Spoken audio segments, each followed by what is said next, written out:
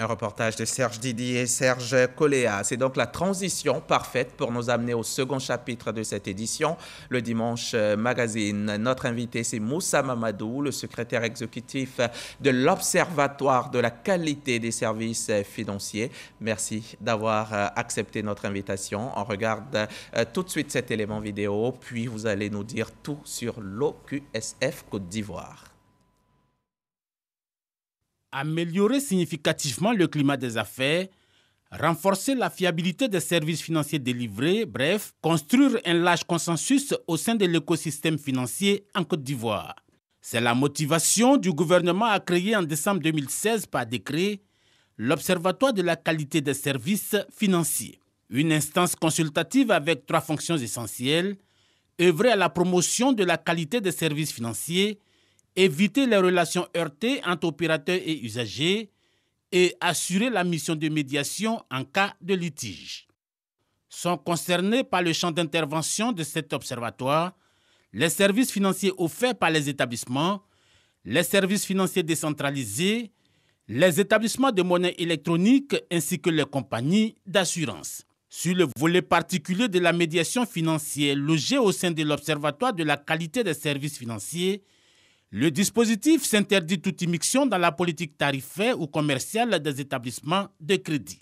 Néanmoins, il devrait pouvoir vérifier les conditions de tarification appliquées aux dossiers litigieux, notamment leur conformité au guide tarifaire, et surtout régler à l'amiable les différends entre les établissements financiers et leurs clients. En faisant la promotion du règlement amiable des différends au moment où la finance numérique est en pleine expansion, l'Observatoire de la qualité des services financiers voudrait contribuer beaucoup plus fortement à la protection des consommateurs, mieux valoriser davantage l'éthique financière.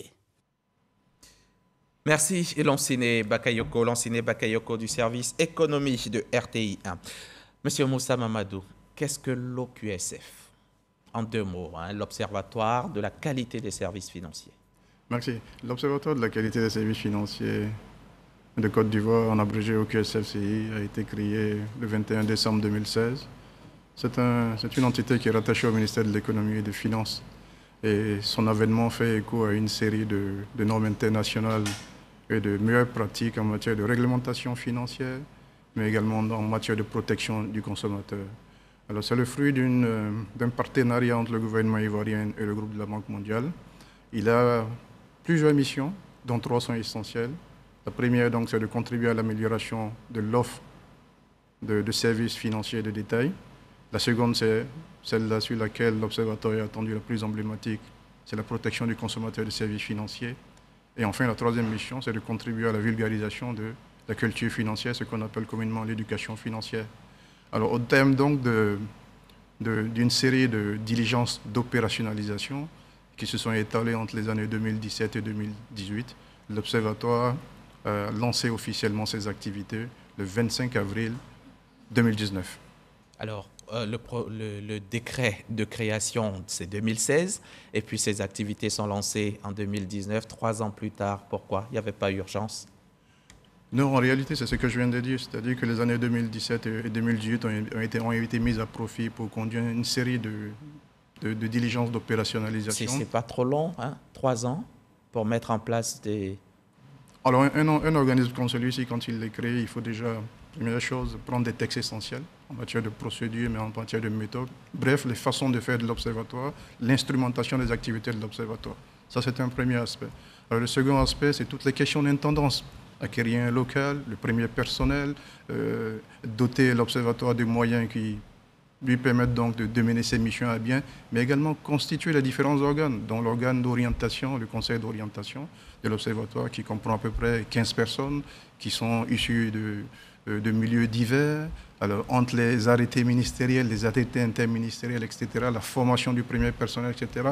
Bref, autant de choses qui ont pris du temps. Donc 2017 et 2018. Et certainement la question d'un siège aussi. Oui, qu'il fallait peut-être... Voilà, c'est ce que j'appelais la question d'intendance. D'accord, mais vous venez d'énumérer quelques-unes de vos missions, à les entendre. Vous n'êtes pas seul dans ce domaine. Au niveau supranational, par exemple, au niveau de l'OHADA, la médiation financière est permise aussi. Oui, c'est-à-dire qu'au moment de la prise du texte fondateur de l'Observatoire, le décret dont on parlait tantôt, l'Observatoire donc avait une sorte de primeur. Il avait donc l'apanage en matière de médiation financière en Côte d'Ivoire. Et puis donc il y a eu l'avènement de cet acte uniforme de l'OHADA en 2017. Il a été pris donc à Conakry. Alors l'OHADA, c'est l'Organisation pour l'harmonisation des droits des affaires en Afrique, notamment en Afrique francophone. Donc ce texte-là qui porte sur un acte uniforme en matière de médiation, y compris donc la médiation extrajudiciaire, parce qu'il y a la médiation judiciaire et il y a la médiation extrajudiciaire, et donc l'Observatoire intervient dans ce registre-là. Alors ce texte-là donc a induit l'intervention de nouveaux acteurs. La médiation aujourd'hui des assurances existe.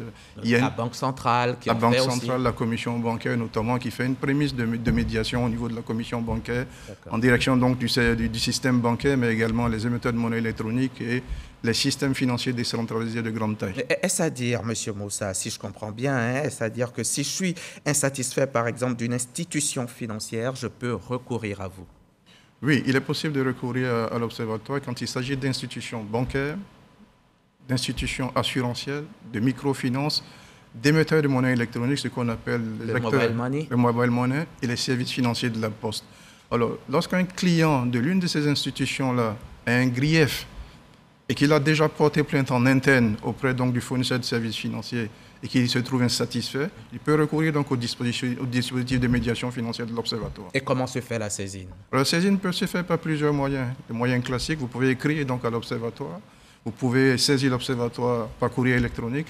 Vous pouvez vous y rendre au siège de l'Observatoire. Un numéro de téléphone aussi. Vous pouvez également contacter l'Observatoire au niveau de son standard, le 27 22 2 x 490. L'Observatoire s'est doté également d'un dispositif de call center, un centre d'appel téléphonique qui est joignable 24 heures sur 24, 7 jours sur 7, au 27 22 528 100. D'accord. Et on va rappeler les principales parties prenantes à l'Observatoire, les acteurs de l'offre, les acteurs de la demande également. Donc, vous l'avez dit, les établissements de crédit en font partie. Voilà, et donc vous avez d'une part les acteurs de l'offre, les établissements de crédit en font partie, ce qu'on appelle communément les banques. Vous avez également les compagnies d'assurance sous toutes leurs formes. Oui. Vous avez également les systèmes financiers décentralisés qu'on connaît communément sous l'appellation d'institutions de microfinance. Et vous avez les mobile money, ce qu'on appelle les émetteurs de monnaie électronique. Et un peu plus tard, vous avez donc les services financiers de la Poste. Ça, ce sont donc les fournisseurs de services financiers de détail. Oui. Et d'autre part, vous avez donc les consommateurs, les acteurs de l'offre, vous avez les consommateurs, les grandes associations consuméristes, mais également les toutes petites entreprises et les petites et moyennes entreprises. Mais on a aussi les autorités de contrôle, de supervision compétentes. Les chambres consulaires, par exemple, le patronat, les avocats, tout ça sont concernés. Voilà, tout ceci se constitue en réalité les parties prenantes de l'Observatoire, les deux grandes et essentielles étant donc les acteurs de l'offre, les fournisseurs et les consommateurs. Mais vous avez une série d'acteurs périphériques, et non moins importants, qui sont le régulateur financier, la BCEAO par exemple siège, mais également les grands ministères économiques qui représentent la puissance publique, le ministère de l'économie notamment à travers cet démembrement de la Direction générale de la comptabilité et du Trésor et de la comptabilité publique. Et le gouvernement en général. Le gouvernement en général. En général. Et puis il faut dire que vous n'êtes ni régulateur, ni superviseur. Vous êtes juste un outil de création de confiance, de maintien, de l'harmonie entre les acteurs de l'offre et les acteurs de la demande. Tout à fait. L'Observatoire n'est ni un régulateur, disent-ils par exemple de la BCEAO ou de la Commission régionale de la CIMA concernant donc le secteur des assurances. Ce n'est pas également un contrôleur ou un superviseur, dit-il par exemple de la Commission bancaire de l'UEMOA. C'est un organe, c'est un cadre de rencontre entre les acteurs de l'offre et de la demande et puis les autres acteurs périphériques dont je parlais. Le credo de l'Observatoire étant donc de construire un écosystème inclusif, inclusif et innovant, qui contribue donc au renforcement de la compétitivité de l'économie ivoirienne. Donc pas de coercition, pas de sanctions à votre niveau? Non, pas de coercition à notre niveau. Nous ne sommes pas outillés pour cela. Ce n'est pas le mandat qui nous est dévolu. Et l'Observatoire comprend un conseil d'orientation, un secrétariat exécutif, une médiation financière. C'est quoi le rôle de chacun de ces organes? Alors donc, ce sont différents étages. Vous avez le conseil d'orientation, qui est un peu l'instance suprême. Qui est présidé par le DG, le directeur général du Trésor. Voilà, statutairement, il est présidé par le directeur général du Trésor et de la comptabilité publique. Alors le rôle de ce conseil, de cet organe d'orientation-là, comme son nom l'indique, c'est de fixer les grandes orientations, de monitorer l'activité du secrétariat exécutif et puis d'évaluer le travail qui est fait quotidiennement. Donc après, il y a toute une série d'autres prérogatives au niveau de ce conseil. Les rapports d'activité sont validés au niveau du conseil d'orientation. C'est le conseil d'orientation également qui assure donc la représentation de l'observatoire au niveau institutionnel. Le secrétariat exécutif Le secrétariat exécutif, vous dirigez, vous, Moussa Mamadou. C'est le bras exécutif de l'observatoire. Son rôle, c'est de mener les activités quotidiennes de l'observatoire, dispenser les moyens à travers la gestion administrative et financière, s'assurer de la bonne exécution donc, de la mission donc, des médiateurs, mais également assurer la représentation civile de l'observatoire auprès des populations et auprès des parties prenantes. Et le troisième organe, c'est la médiation financière, qu'on comprend bien. Mais qu'est-ce que vous avez eu à réaliser depuis le lancement officiel de vos activités en 2019 ? Donc, depuis le lancement officiel des activités de l'Observatoire, donc à la date donc, du 25 avril 2019, l'Observatoire s'est attelé à mener un certain nombre d'activités. La première et la plus essentielle concerne donc l'opérationnalisation de notre dispositif de protection des consommateurs, ce qu'on appelle la médiation financière. La seconde catégorie d'activités qui nous semble essentielle, c'est la conduite de toute une série d'activités en matière de communication et de promotion au niveau de l'Observatoire. C'est ce qui a permis à l'Observatoire, par exemple, de se faire connaître par un certain nombre d'acteurs, de lancer un site institutionnel, un site internet institutionnel, www.oqsf.ci, mais également de se doter d'un dispositif de centre d'appel téléphonique externalisé.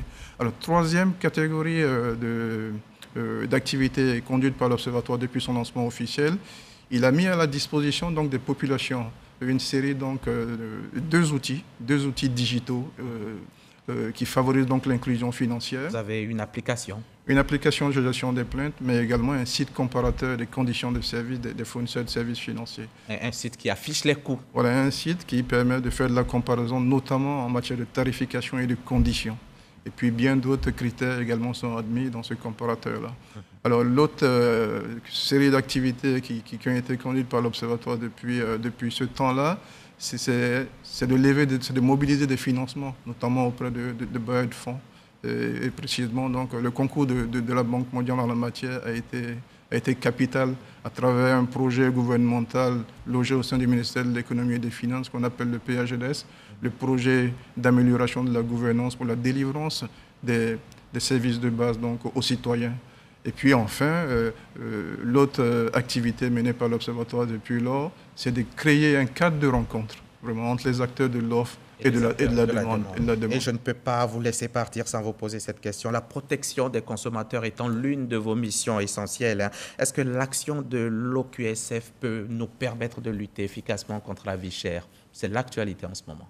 Oui, alors, opportunément, il faut dire que l'action de l'Observatoire, en promouvant les questions de transparence, mais également de comparabilité, à travers notamment cet outil digital emblématique là, qui est le site comparateur, l'Observatoire permet indirectement aux acteurs économiques donc d'adresser la question de la cherté de la vie.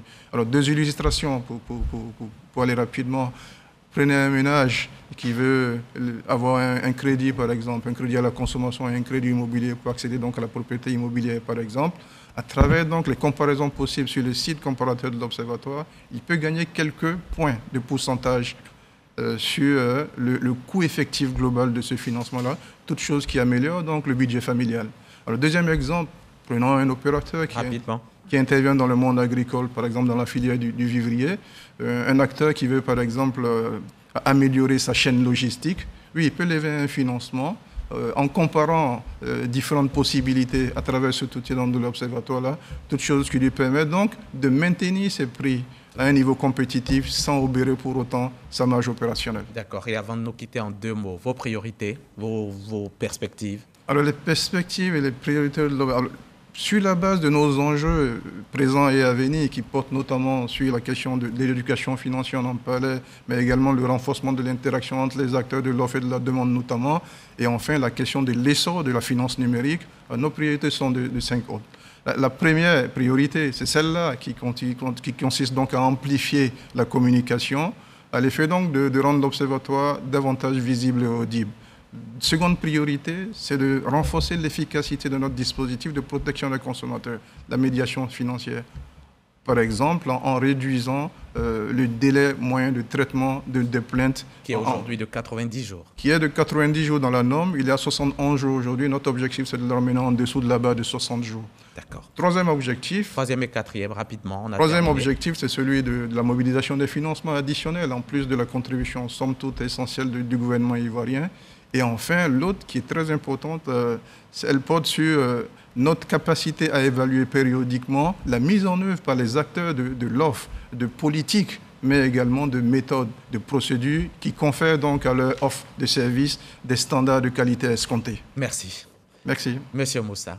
Moussa Mamadou, secrétaire exécutif de l'OQSF Côte d'Ivoire, l'Observatoire de la qualité des services financiers. Vous êtes venu nous parler de l'instance qui, je le rappelle, n'est ni un régulateur ni un superviseur, mais vous vous attelez à créer la confiance entre les acteurs de l'offre et ceux de la demande. Merci une fois de plus d'avoir pu venir jusqu'à nous et à bientôt. Merci à vous aussi, chers téléspectateurs. Merci de votre confiance, votre fidélité. On se retrouve vendredi prochain dans la santé.